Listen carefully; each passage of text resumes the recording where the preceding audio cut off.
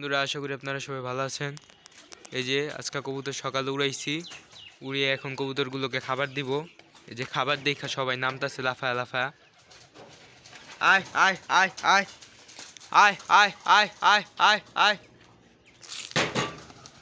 আয় আয় আয় আয়। এই যে এখানে খাবার দিব, এই যে এক মুঠ খাবার। এই যে কবুতরগুলো ঢুকবো, এখন ঢুকা শুরু করছে। যে আরেকটা আছে আমার বড় কবুতর, এই যে ঢুকে গেছে। ওদেরকে খাবার দিলাম। এখন যে নতুন বাচ্চাগুলো 2-3 পর হয়েছে, ওই 2-3 পরের কবুতরের মোল্টিং হচ্ছে।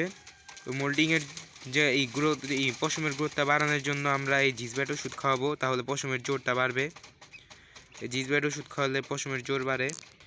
এখানে 1 লিটার পানিতে প্রায় 1 ml আমরা পরিমাপ বুঝে 1 ml এর মতো দিয়ে দেব, অল্প দিলেই চলবে। এই যে দেওয়া শেষ, এখন এটা আমরা কবুতরকে খাইতে দেব। কবুতর উড়ে এসে আজকে হয়রান।